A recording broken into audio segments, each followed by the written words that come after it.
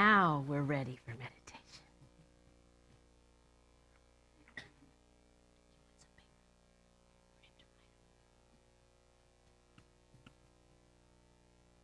I invite you to just get comfortable in your chairs. Let the chair fully support you as you put those feet firmly on the ground and start taking some deep breaths, and perhaps close your eyes.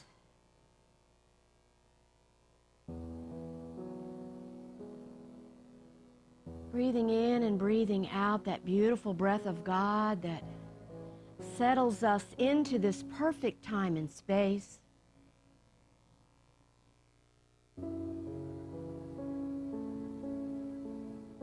Feeling our shoulders relaxing, becoming fully present. There's no place you have to be, nothing you have to be doing.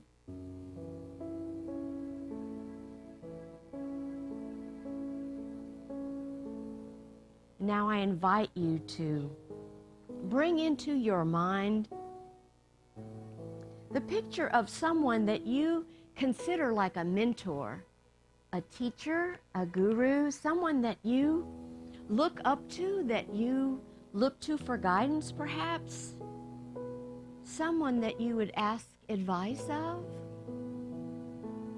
And just see this one now in your mind's eye.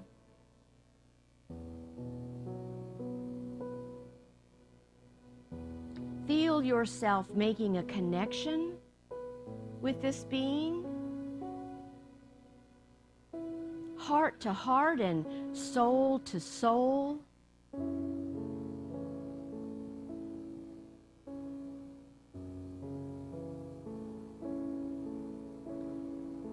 And now I invite you to bring someone into your mind that you have been concerned about, someone that you have worried about, that you've been praying for, someone that you have been wanting to get on the other side of a health issue or an addiction or a relationship or a financial situation. I invite you to see that person now in your mind.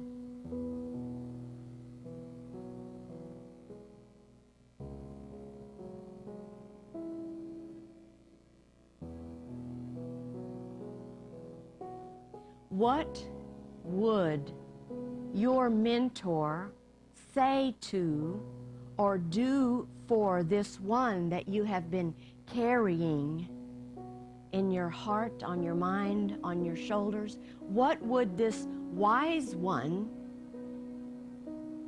do for or be for this one that you have been so concerned about?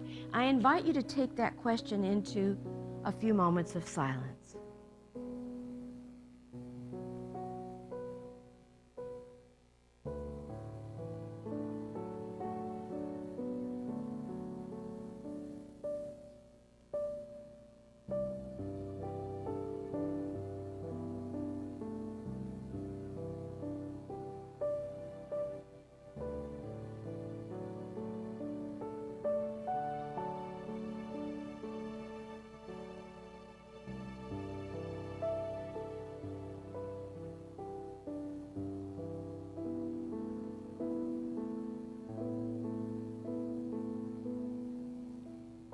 I am guessing that your mentor would tell you that you need to love this one unconditionally, this person that you have been so concerned about and worried about, that you need to change your vibration to that of one who is seeing it rightly for this person, who is seeing them as you know they can be on the other side of the issue with everything resolved.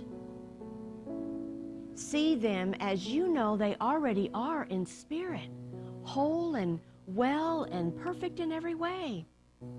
Instead of seeing them less than, you're seeing them as the godlike being that you know they already are. Everyone here, everyone that we're concerned about is God in expression. And so the only true way to help is to be the love, to be the light, to just simply be the witness of the one that's going through a challenge. Just be there, be available, be present, and allow Spirit to do its work through this one.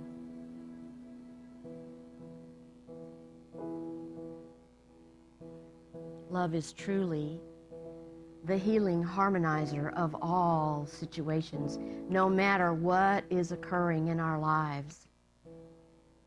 Love is always the answer.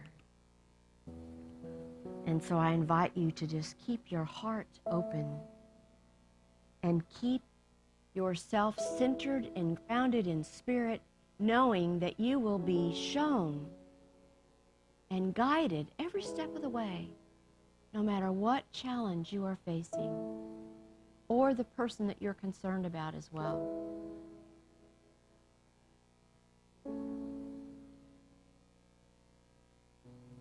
So we say thank you, indwelling Spirit, for these sweet ways in which we can be fully present to those in our lives that we love.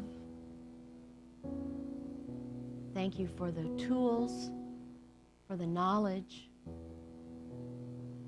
and for the ability to be peace in the midst of the storm.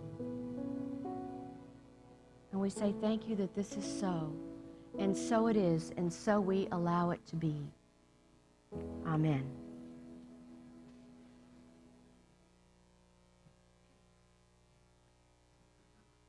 I want to dedicate this service today to our beloved Geetha Narayan, who made her transition very suddenly this week on September the 20th. Was very unexpected and caught us all a little bit off guard. So the staff and I have been working with Geetha's family, in particular her daughter Roja, and we are holding a service tomorrow at 4 o'clock. And there are many people traveling here. Sandy's already here from North Carolina, but we've got people coming from New York and India to be with us tomorrow. So I just feel like we need to dedicate this service to her today as this all unfolds. We hold that family in our hearts and send love and light to each one. Today we're talking about practicing the presence of people. So last week, Carmen shared her story about the little guy who changed her life. One experience with one other person, you know this, can completely change the way you are looking at things, seeing things. And my reflection upon last week's service, which was really, really interesting here, made me realize that I know when that happened to me. I know exactly when that little flip of the switch happened, and that happened to be when I was 16 years old, and my parents gave me permission to join the Christian Medical Society for my Lutheran church in Texas to go with all these doctors and dentists who were doing, in a one-room schoolhouse, all kinds of dentistry and medical care. It took us to the poorest part of Mexico, where poverty like I had never experienced in my entire life, you know, coming from a very sheltered, happy family. I had never seen people that lived without running water, or, I mean, it was just amazing to me, and yet they were happy.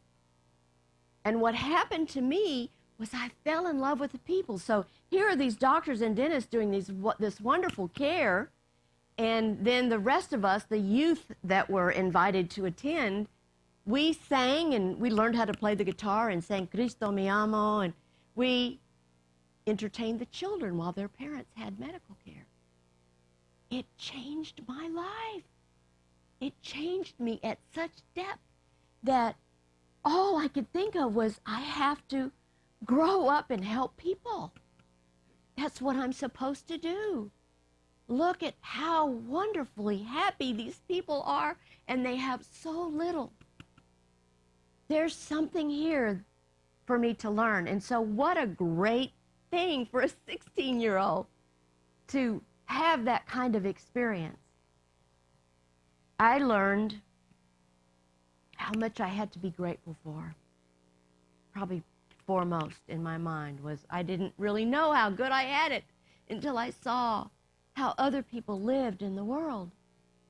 And so this month we are talking about being centered and grounded. And so we have this whole thing we've been doing the whole year about living an inspired life and building spiritual wealth, because what we wanted you to do is have lots of tools in your toolbox so that when things come at you, that you're able to be centered and grounded, that you're able to move through these challenges. And I've really enjoyed it. And this month we're looking at when you are centered and grounded, when you know who you are, when you know how precious and special you are, and you know that you have everything that you need, you want to give from your good to other people. And so you want to be of service. How wonderful that it can happen when you're 16. But how wonderful that it can happen at any time of your life. That you realize that you came here because you have spiritual gifts that are just yours, that are nobody else's, that this world can't live without. Because only you have them. And so we're practicing the presence of people today, and we have an affirmation that we've been saying together all month. Let's say it now. The still small voice calls me to my center of peace. We need that today more than we've ever needed it, don't we? We need to be the center of peace so that we can create the calm in any kind of storm that is gathering out in the waters.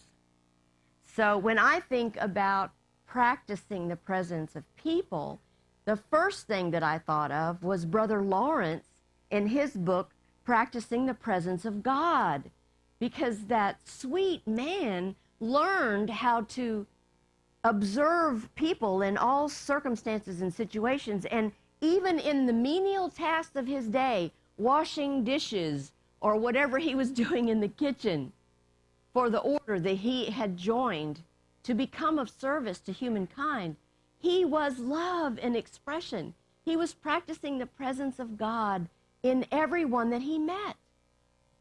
He didn't always have it easy, you see. He had a lot of struggles in his life before he actually came to the Carmelite group and joined that monastery. He had lots of trials and tribulations. But once he found that center of God in himself, all he could think about was he wanted to serve. He wanted to be of service. So it didn't matter who you were or where you ran into him. He would always honor and bless you with the love that he was.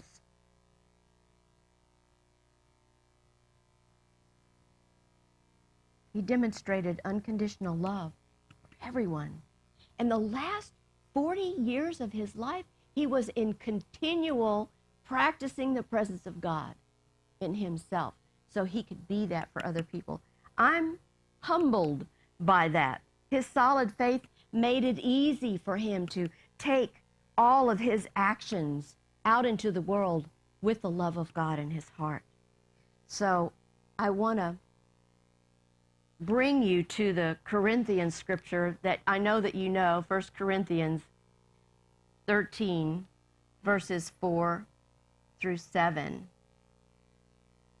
Love is patient, love is kind, love is not envious or boastful or arrogant or rude.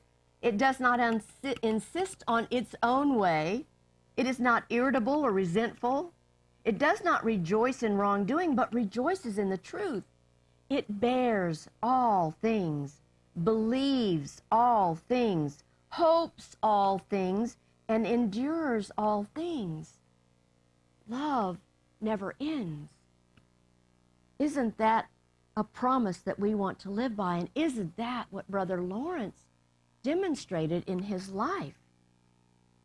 He demonstrated that we can speak that consciousness of divine love.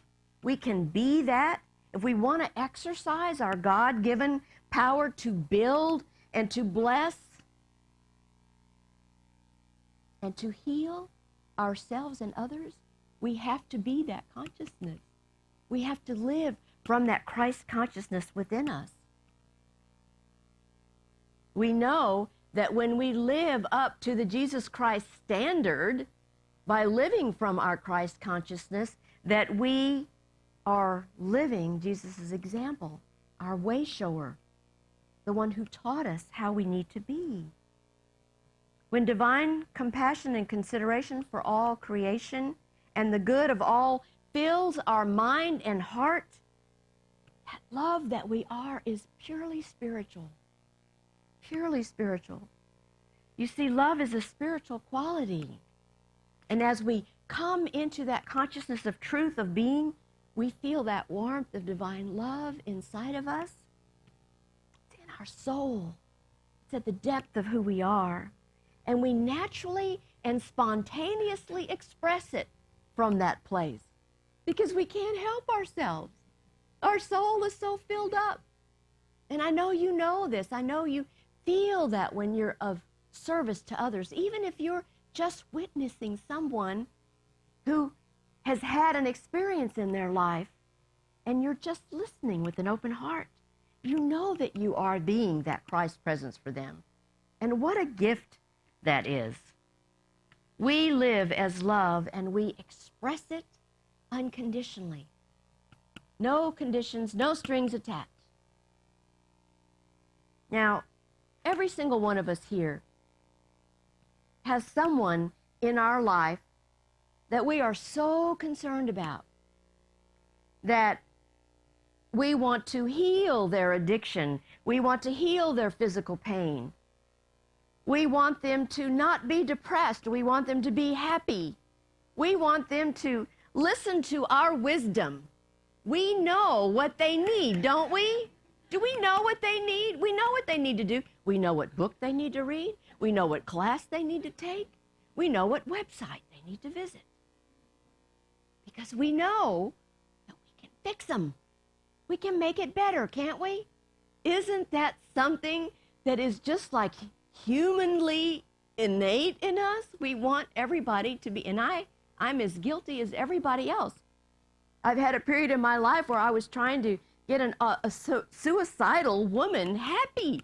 And I had done everything I possibly could, and this psychiatrist in this senior living place said, Donna, you've got her operating at 98%. You know, she's never going to be happy like you. She just isn't. So quit beating your head up against a wall. So we go to all of these extremes when in actuality, all we're doing is seeing the person with our physical human eyes. And you know what our physical human eyes do? They give us the impression that that someone that we're concerned about is somehow less than, that they need fixing, right? Who are we to know, right? Somehow we think that they're not complete. We all think we know what's best for them. But then when they don't pay attention to our advice, they don't listen, they don't come to church like we've asked them to, they don't do those things, what happens? We get frustrated, we get a little upset, we're like, oh, they're just not trying hard enough. You know, we have all these tools, why don't they use them? What do we know about their soul's choice? Who are we to know, right, what their soul's path is? Because now what we've done, instead of actually helping them, we've alienated them, we have discouraged them. Because who is it that likes to be judged? Who do you like to be in the energy of when you know they think something's not right with you? Nobody likes that energy. Nobody wants to be judged. So who are we to judge anyone else? I can tell you that they feel it in their energy when you're thinking not so good thoughts about them. They are feeling it because it's emanating out of your pores, because we are all energy, and they feel it in your vibration. So our job, you see, is to do it completely differently. Because people aren't really looking for help. 99% of the people are just wanting direction. They want a different direction in their lives. They're looking to get off of this rut that they've been in and try to get on this other road, right? So they need direction. They don't need you to help them, other than your job, you see, is to see them as the perfect children of God that they already are. You need to see them as the Christed beings that they came here to be on this planet, in this incarnation.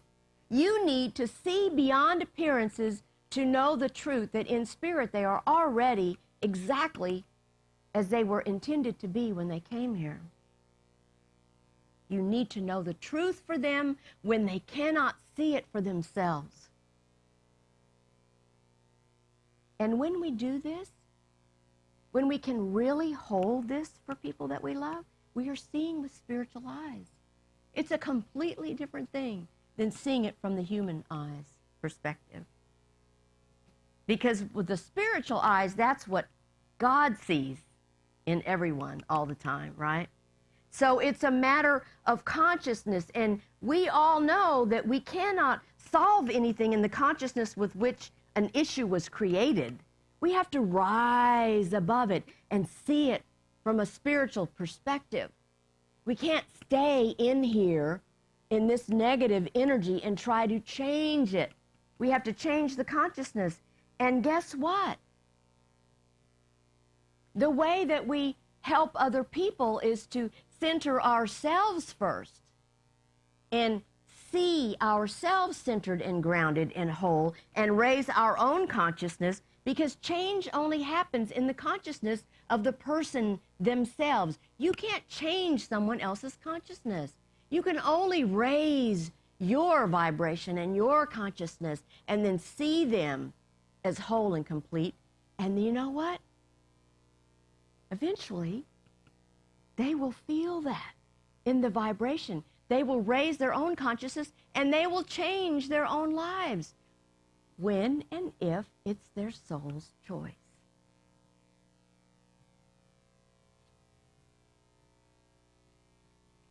It's exactly how Jesus healed everybody. You know, he saw them rightly. He never saw anybody less than, ever. And you know that story about when he's someone in the crowd, he's in a whole crowd of people, and someone touches the hem of his garment? It's not so much about touching the hem. What she did was that woman connected with his Christ awareness, with his consciousness at such a level that she believed she would be healed, and she was. It had nothing to do with touching the hem of his garment. It was her faith. It was her belief that did that for her. She had like a meeting of the minds with the Jesus Christ consciousness, and that's what healed her. So I want to tell you, Myrtle Fillmore, our co-founder, she's like, I love her so much. And she has this, they've compiled all of her letters that she wrote giving people advice. And so in her book, Healing Letters, this is what she says, because she has a whole chapter on helping others. That Myrtle says, think of God as everywhere present, light, love, peace, power, and life. Think of all men, all women, all children as abiding in God's presence and expressing God's qualities. As you do this, you will touch the reality of individuals and you will invite only the best from them. Spirit will respond as you expect it to, for the Spirit of God is in every person. She goes on to say, the best way to help your brother is to pray for him to be spiritually illumined. Our job is so much easier than what we want to make it. We want to struggle and fret, and we don't have to. We are magnificently powerful beings. And so the place that I got this talk title from is a book that Mike Mason wrote. It's called Practicing the Presence of People. And I liked it so much I stole it for my title. Because his book is about how inspired he was by Brother Lawrence's example about how he lived his life. He was so inspired by Brother Lawrence that he wrote this book. And in this chapter he has, Believing in People, he says, to complete your faith, you must put it to work in the real world by believing not only in God, but also in people. By having faith in people, we dramatically increase the odds that they will actually behave well and grow in virtue. In order to believe in people, we must make a decision to know only the good in them. And I know somebody who does that. I want to invite Renee Peters up here because she's going to share her why about all the ways in which she serves and is called to serve. Miss Renee. Thank you, Reverend Donna. Thank you. When I was about 20 years old, one of my gurus and teachers, Ralph Waldo Emerson, said, and I read it, that the purpose of life actually is not to be happy. It is to be useful. It is to be compassionate, honorable, and love. What he didn't say, or maybe he said it in a part that I didn't read, was by being those things, you become happy. And that has been proven in my life over and over again. I feel so blessed. And when people look at my life, maybe from the outside, maybe that's not something they can see. But what I know today is that it's an inside job. I am so blessed. I'm so blessed I could cry. No, it's a gift, really. And I served in many ways throughout my life. But about 5 years ago, somebody said to me, oh, I'm moving away from Charlotte County, and I'm really sad because I'm going to have to stop being a guardian ad litem. What's that? I said. Well, you're the voice of children in the foster care system when they go to court.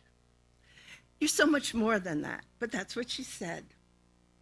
And I thought, I could do that. I had been an attorney, a defense attorney. You know, I helped folks who needed help.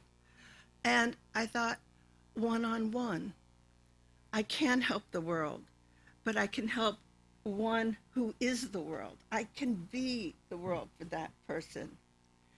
As a guardian ad litem, you don't take the folks into your home, but you see that they get all the services they need.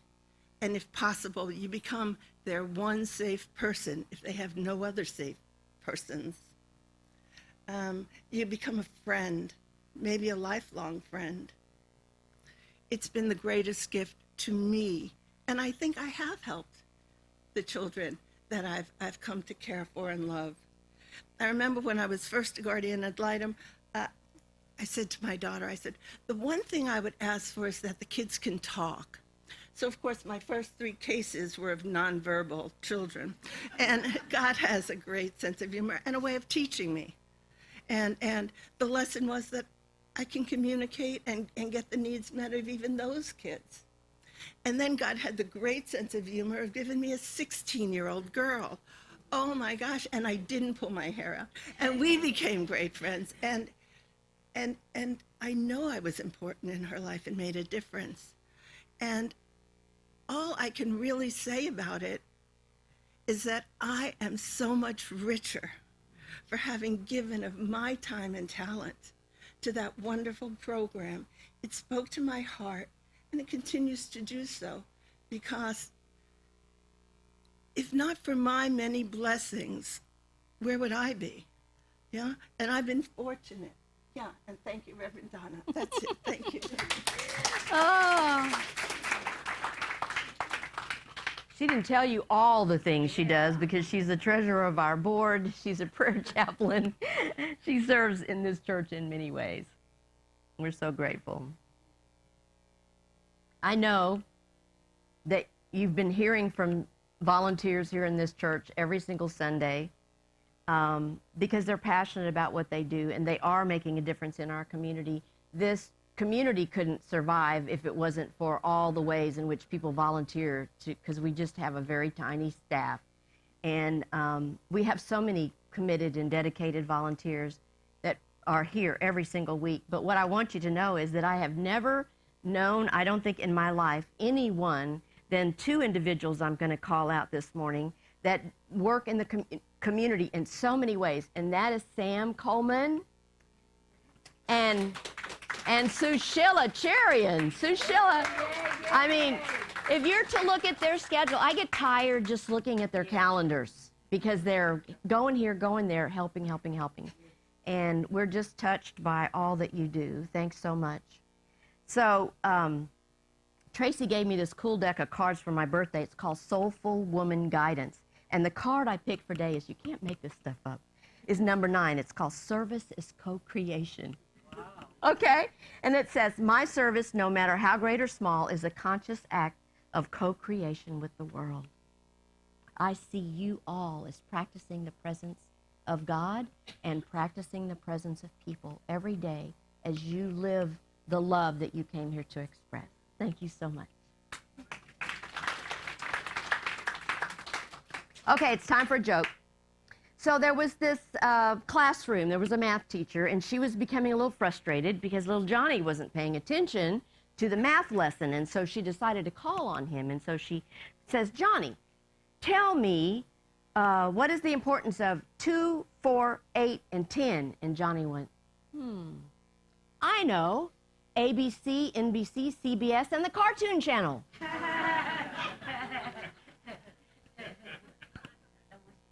The most important thing in his life. Okay, so I want to close today with this beautiful Quiet Moments with God, Joseph Murphy's. It's called The Progressive Spirit, and I just invite you to take these words in. They that worship him must worship him in spirit and in truth. I now contemplate the fact that infinite intelligence dwells within me. There is a universal goodness which is everywhere active and present. I am one with God, with life, the universe, and with all things. The action of God is taking place now in all my affairs. I am prospered in mind, body, and affairs. I understand the law of life is one of progression. I am growing spiritually in a wonderful way. I am in tune with the infinite, and God is my partner. Success is mine now, for I am identified with success and prosperity. I rejoice to see all men growing righteously. I rejoice in the success of all. The spirit of goodwill flows from me to all mankind. I am full of confidence and peace. I am illumined by the light within me. Divine understanding is a lamp unto my feet, and underneath are the everlasting arms. And that's the way it truly is. God bless. Thank you. Now's the time in our service when we get to give from our good back into this community. So whether you're here giving in person or if you're online and giving through PayPal or Breeze, we bless it with these same words. Divine love through me blesses and multiplies all that I am, all that I have, all that I give, and all that I receive. Thank you, God, that this is so.